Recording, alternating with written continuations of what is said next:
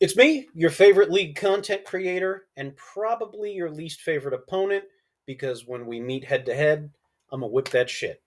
Look, 2 days until kickoff, four teams to get out of the way. I'm gonna try and do it, but man, today's been crazy. So hopefully, I can knock two out now and get another two done here in the next like 48 hours. A couple of things before we dive into some grades. Voting. Yes, voting. Have you heard about this? We want to expand to 12 teams.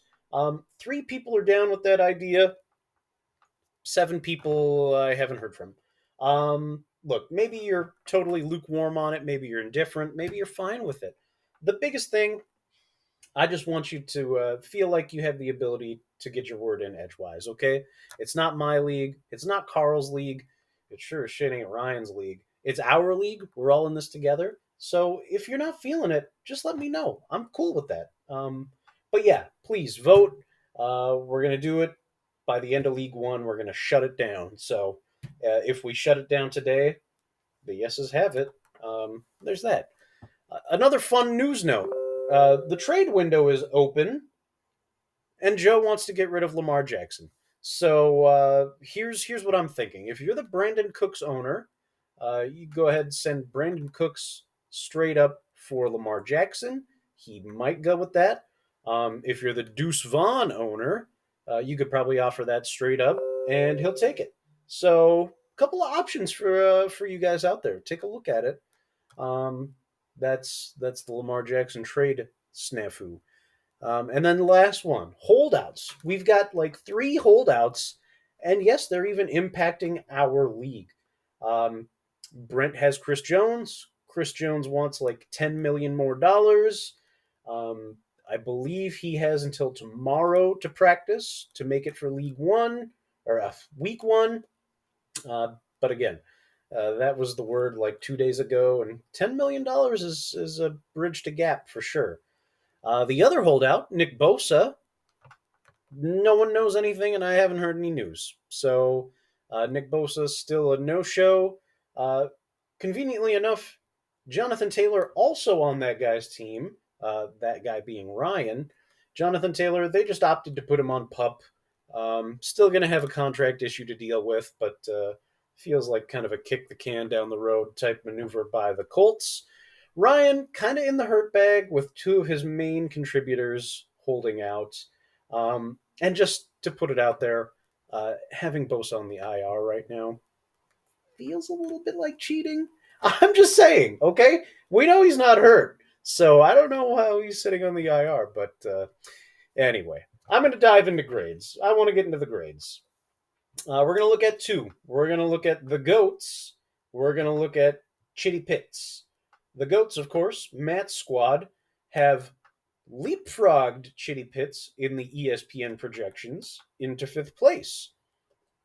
Over at Fantasy Pros, the GOATs are firmly in fifth place. So there's that. For however much stock you want to put into ESPN and Fantasy Pros, two different companies that have met fifth, though. I don't know. Let's take a look at the squad. At quarterback, we've got Daniel Jones, and down here on the bench, we've got Anthony Richardson. Now, before you scoff at this lineup, I kind of like this. This is chaos magic. These two guys, I shit you not, have a legit shot at finishing in the top 10 at quarterback. Daniel Jones finished as QB8 last year, which surprised me. He had 700 yards rushing, 3,200 yards passing. I think he scored 22 times.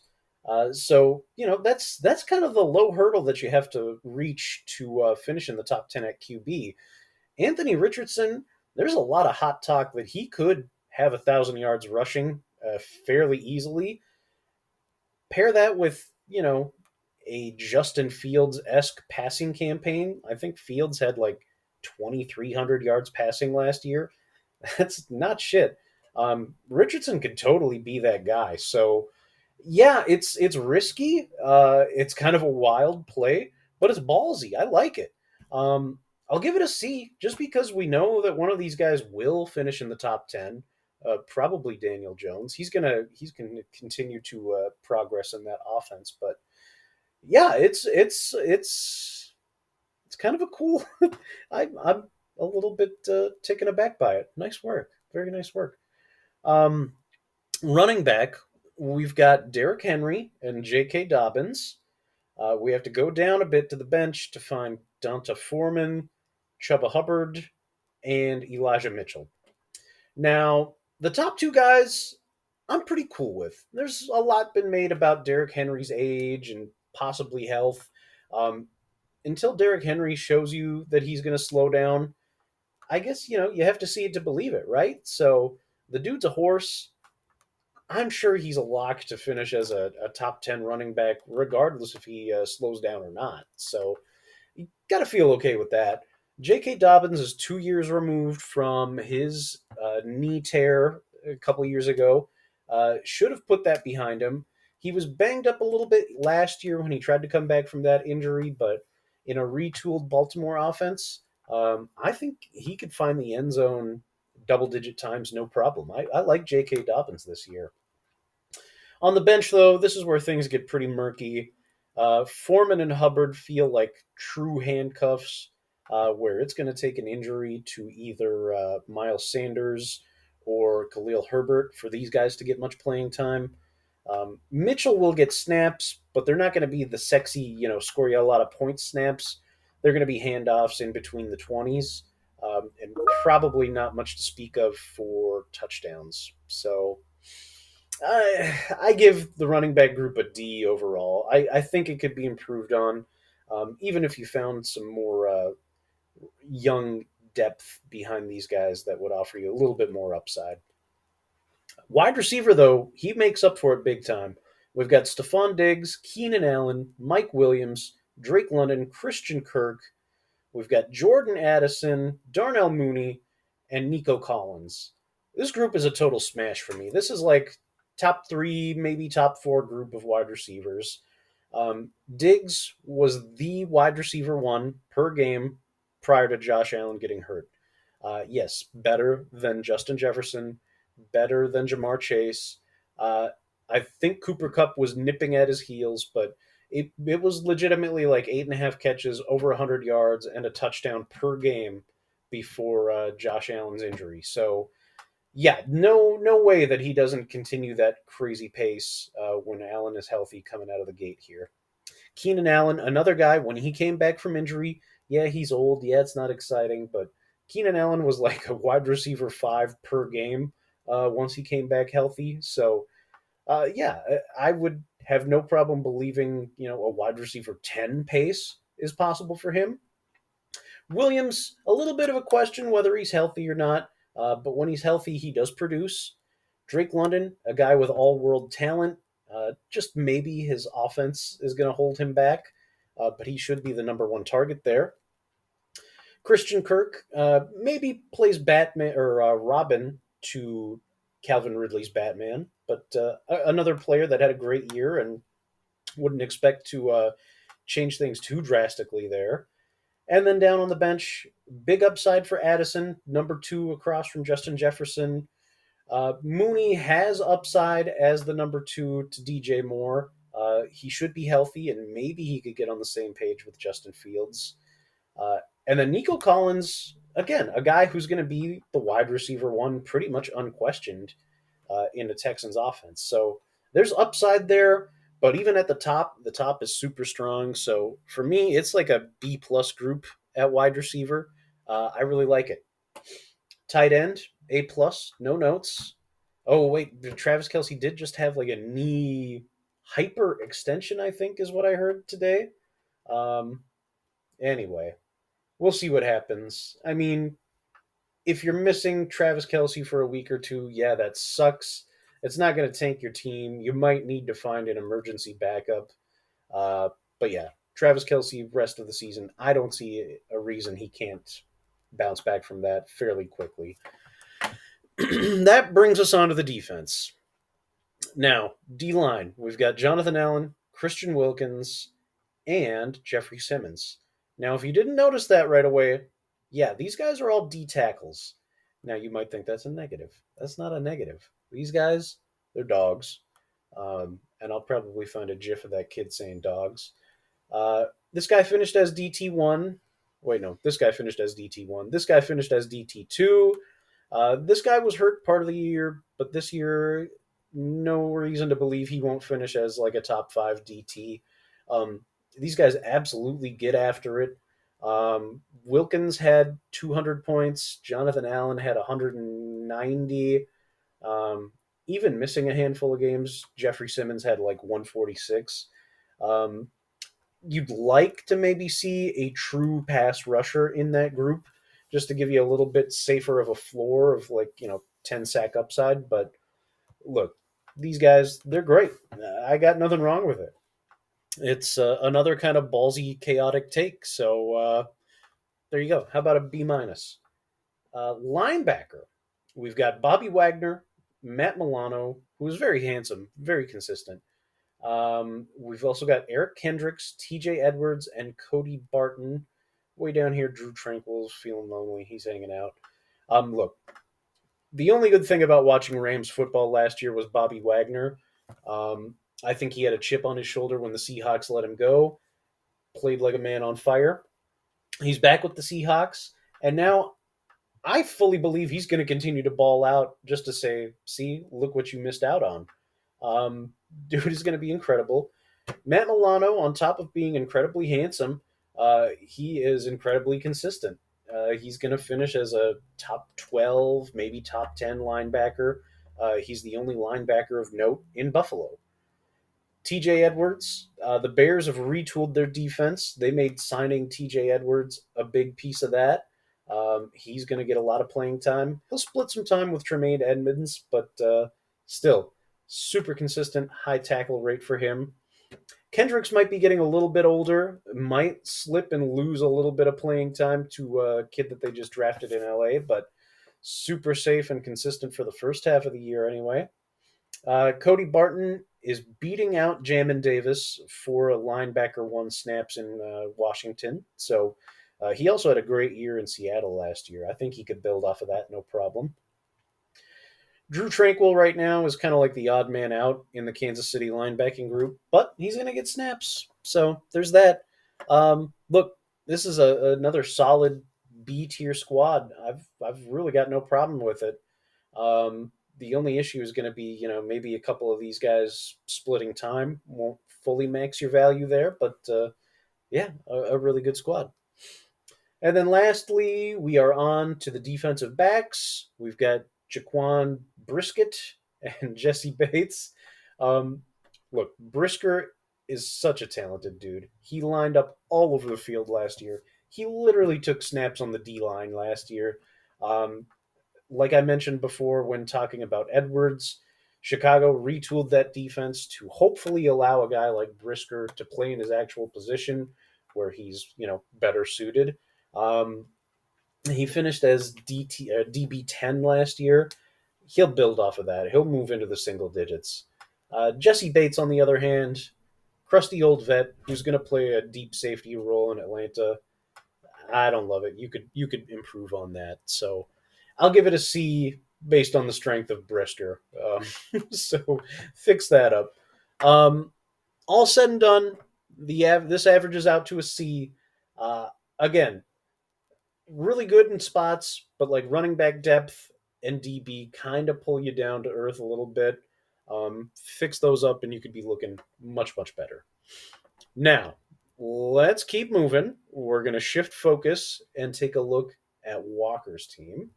Doo, doo, doo, doo, doo. Again, back here, Espen has him at 6.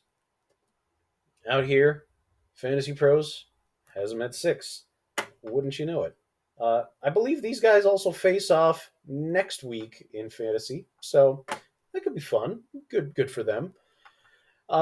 Walker, much like we talked about Matt earlier, was a solid contender for that 4th playoff spot last year. I think he got torpedoed by a Jamar Chase injury later in the season. Without that, though, he probably would have kept me out of the playoffs. So sorry for that, Walker. What's he got cooking though? Quarterback Josh Allen. Josh Allen finished as QB2 on the year last year. That's after he sprained some elbow ligament, tore some elbow ligament. Um, so just wow. I mean, the dude is a beast. We know that he could chuck the ball a million miles. We know he's like Ben Roethlisberger sized human being. So yeah, A grade at the quarterback. Josh Allen is pretty hard to improve on, right? Running backs. We've got James Conner, Alexander Madison. We've got Alvin Kamara. Yes, he's suspended. Kendre Miller. Yes, he's backing up Alvin Kamara. Tyjae Spears, handcuff to Derrick Henry, and Deuce Vaughn, who you could probably trade for Lamar Jackson right now if you wanted. And just some bonus Brees Hall just hanging out there. So where are we at with that? The James Conner thing. Look, I typically don't want a running back on a shitty offense, which the Cardinals absolutely will be. The funny thing with James Conner, though, is he actually played way better last year after Kyler Murray was hurt and the Cardinals were in the tank than he did when they were a functioning offense. Something about James Conner seems to be quarterback proof, or at least maybe even quarterback agnostic. I don't know. He doesn't believe in having a good quarterback. Maybe that makes sense. Screw it. James Conner is actually good against all logical thinking. Alexander Madison, no reason to believe that he's not the bell cow, at least to start the year off. Things could change. He could end up in a time share with Ty Chandler if he doesn't take the ball and run with it. But off the bat, it's a safe start for the first few weeks anyway. Kamara is going to miss 3 games. I don't know if that means he comes back fresh. I don't know if that means he takes a little bit of time to get up to speed. But honestly, it's kind of neutralized by Kendre Miller here, who I would expect, regardless, come later in the year, is going to start eating into Kamara and Jamal Williams' work share. So that's kind of a wash. That's fine. Spears really just a handcuff. Vaughn, he's going to get snaps. I don't think it's going to be all Tony Pollard all the time. I could definitely see Deuce Vaughn becoming something of a Darren Sproles type player. The real wild card, though, is Brees Hall, who is just a fantastic running back in general. Yeah, there's that Dalvin Cook thing going on, but I mean, Carl and I mentioned this in Ryan's review. Is there any reason to believe that this isn't his team or his backfield by like week 6, week 7? I mean, come on. The dude's going to just absolutely destroy in that offense. So um, it's a B minus right now, just because it's going to take a little bit of time for some of these guys to get up to full speed or prove that they could stay at full speed, like Madison. Um, but yeah, I have a sneaking suspicion that come the second half of the season, running back group here is going to be a real strength. Um, so yeah, at tight end, we've got TJ Hawkinson. We also have thrown in Evan Engram. Hawkinson, yeah, he's going to finish as like tight end 3, tight end 4. Um, Nothing negative to say about that. Evan Engram, he finished as tight end 6 last year in our league. I don't see that happening for him again this year just because of some of the additions to the Jacksonville offense. But uh, yeah, it's a solid pairing. Can't go wrong with having a decent backup at the position. So yeah, it's a B at tight end. Wide receiver, we've got Jamar Chase, Chris Olave, we've got Zay Flowers, the Pitman, Michael Pittman, and then Jonathan Mingo, Tank Dell. Look, these two guys are absolute A grade right there, right? You can't go wrong. Jamar Chase, fantastic. Chris Olave, going to be fantastic. But then we've got 3 rookies and Michael Pittman. Pittman, I'm not excited about with a pretty inaccurate Anthony Richardson trying to throw him the ball. Um, there's buzz about Zay Flowers, but man, it's so hard to get excited about rookie wide receivers, especially when they're not going to be the clear dominant number 1 guy. right now, this is like a C for me.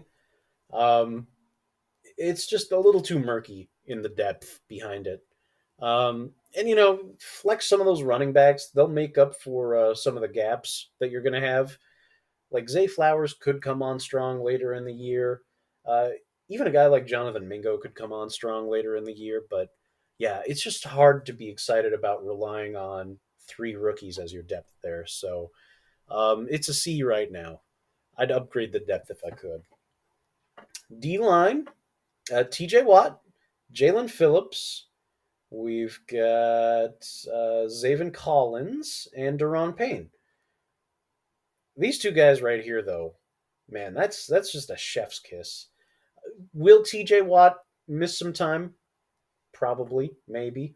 Uh, but he's still going to finish with like teens in sacks, maybe upper teens in sacks. Dude's a monster when he's healthy. Jalen Phillips, I'm still pissed. I think Walker caught me drawing hearts around his name on my draft sheet because he took him like 2 picks before I was going to. Uh, I, man, I firmly believe that this guy is going to be a huge like top three DN this year. Really big things are going to happen for him. Down the way, Deron Payne, I believe he finished as DT8 on the year, but he just got inked a big deal with Washington.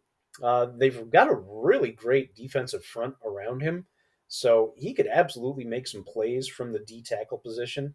That's a safe player right there. Zaven Collins, another athletic freak that Arizona doesn't know what they're doing with. They've moved him solely to D end now.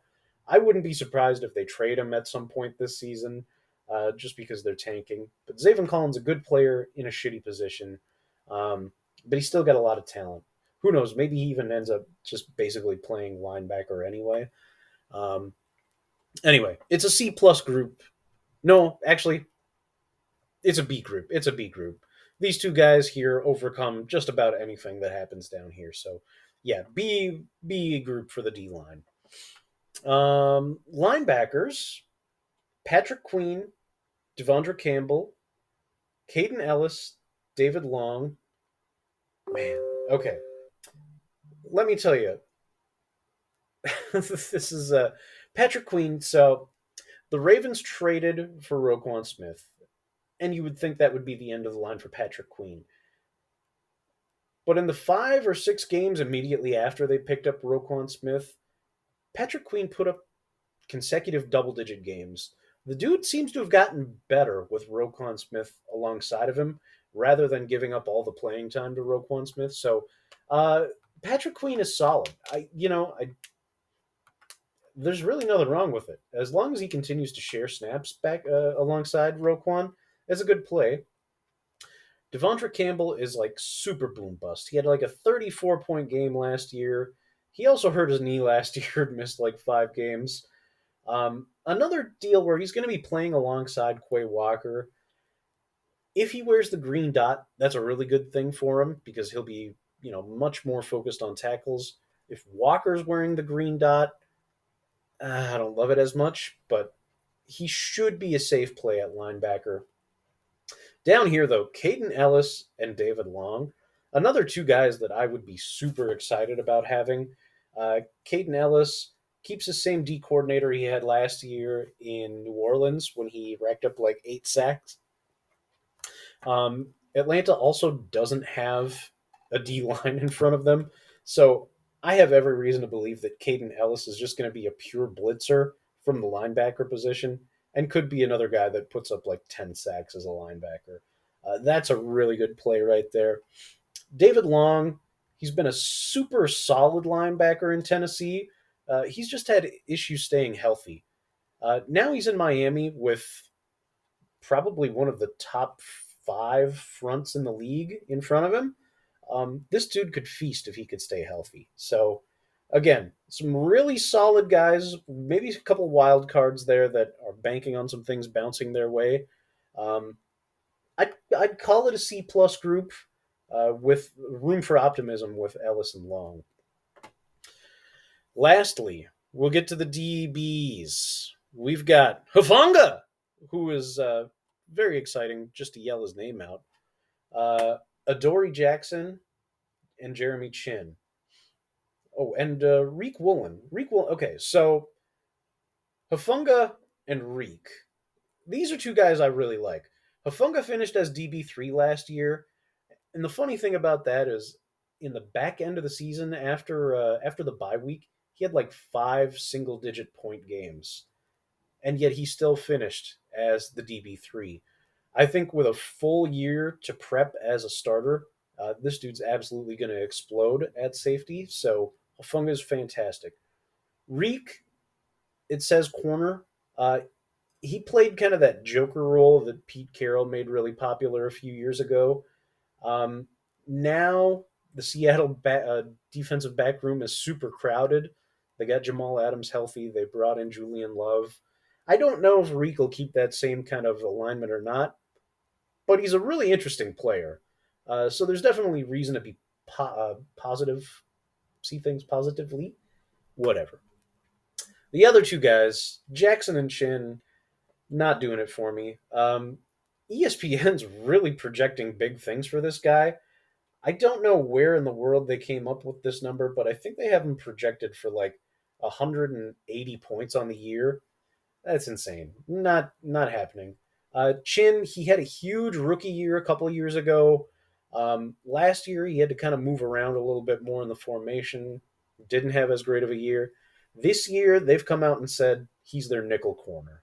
So I don't think that bodes well for the huge splash plays. Um, Maybe he sees, past defenses, maybe some picks. But as a nickel corner, don't love it as much. Um, so yeah, you could improve maybe a little bit on the depth, but Hafunga and if Reek pans out well, you're going to be good. Um, it's a C plus. Uh, the arrow's pointing in the right direction though, so yeah. Overall, I give the squad a C plus. There's a lot to be excited about. A couple of things could be improved upon, but yeah, I overall I really like it. So there you go. We knocked two more down. I'll try and get two more submitted by Thursday.